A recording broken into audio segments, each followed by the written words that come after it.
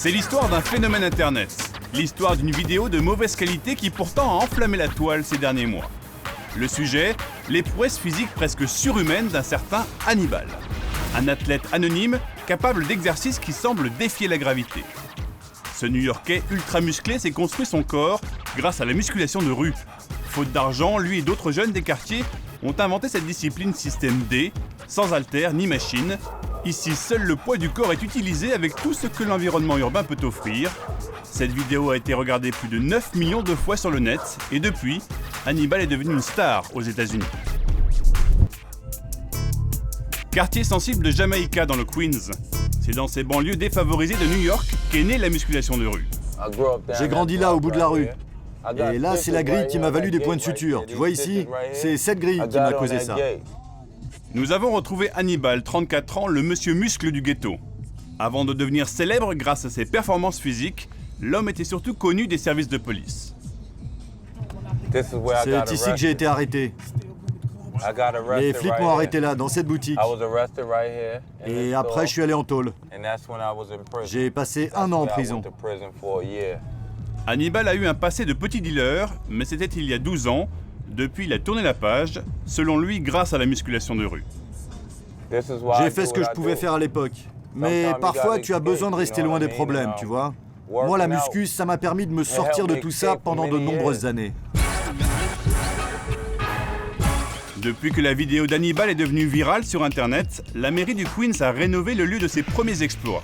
Aujourd'hui, même par moins 10 degrés, Hannibal s'entraîne dans un parc de musculation de rue flambant neuf. Là, on peut faire des exercices sur ces barres. Elles sont rondes, donc instables. Et puis là, bien sûr, il y a les barres de traction. Avant, j'étais jaloux des mecs qui avaient des barres parallèles. Maintenant, j'en ai. Alors faites gaffe. C'est grâce à vous, en fait, que le quartier s'est un peu embelli. Oui. Je ne le vois pas vraiment comme ça, et j'aime pas trop dire ça. Mais quand on y regarde bien, oui. L'autre jour, j'ai dit à un de mes amis, je me demande où les gars du quartier seraient aujourd'hui si je n'avais pas fait autant de muscu. La musculation de rue comme ascenseur social, comme guide de vie même, c'est le créneau des adeptes de cette discipline. Nous sommes dans un collège difficile du Queens.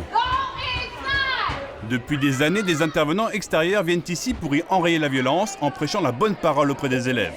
Et depuis peu, le collège fait venir des athlètes de rue. Ce matin sur scène, un des pionniers de la musculation urbaine présente sa troupe.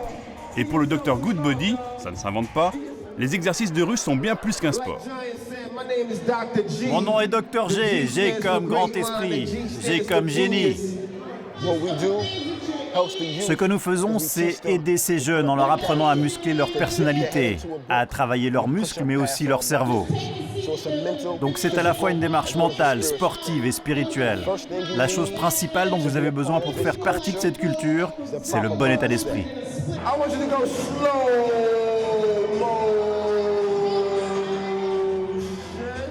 Pendant 20 minutes, Dr Goodbody et sa troupe des bartenders font le show.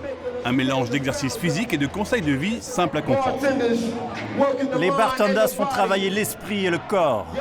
Votre esprit devrait être aiguisé comme le diamant.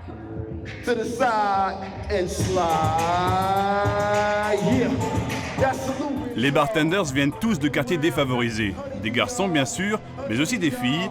De quoi séduire aussi les collégiennes. Rap, muscles et philosophie de rue, le show bien huilé fait mouche.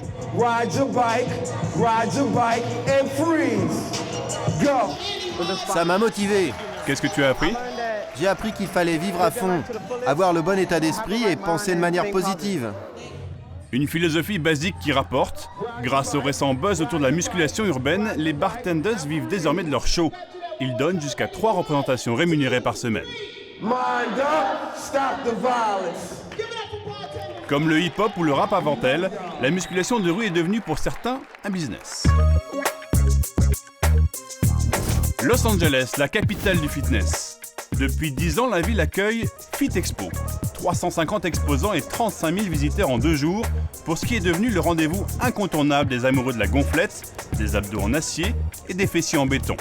Même l'armée américaine a fait le déplacement.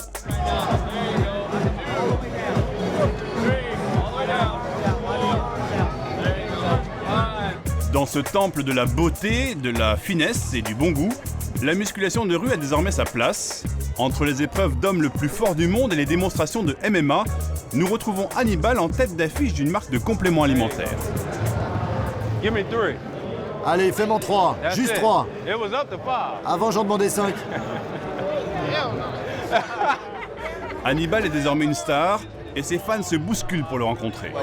Tu m'as inspiré, mec. Je me suis dit, si mon frère peut le faire, alors je peux y arriver aussi.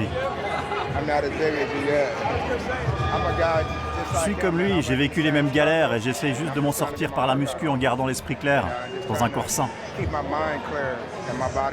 Je viens de la rue, donc la muscu urbaine, ça a du sens pour moi. Mais si Hannibal est ici pour parler de musculation de rue, il est aussi présent au salon pour vendre sa nouvelle ligne de vêtements et surtout en VRP de son sponsor.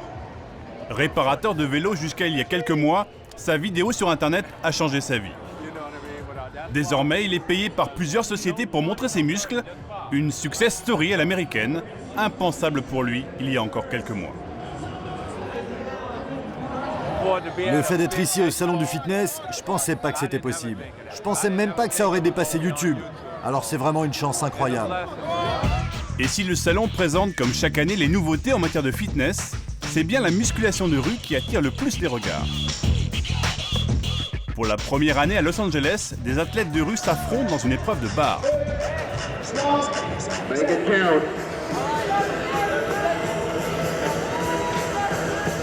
Nice.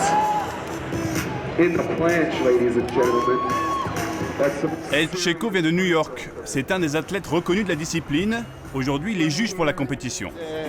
Lui, il est lourd en plus. Pour Ed, l'engouement du public est une marque de reconnaissance et le début d'une nouvelle ère pour son sport. Maintenant, on a de bonnes bases sur la côte ouest sur lesquelles on va pouvoir s'appuyer. On a des événements sportifs sur les deux côtes des États-Unis. Ça se répand comme une traînée de poudre. Il y a des tournois en France, en Italie, en Ukraine, en Lituanie, en Lettonie, partout. C'était un sport underground. Il faut vous y mettre, les gars, avant que ça ne devienne trop gros. Et maintenant, le grand vainqueur de la compétition, Monsieur Claudio. Cette année, le vainqueur est italien. La culture de la musculation urbaine est bel et bien sortie du ghetto. La compétition, elle, se poursuit tous les jours sur Internet. Hannibal a fait des petits.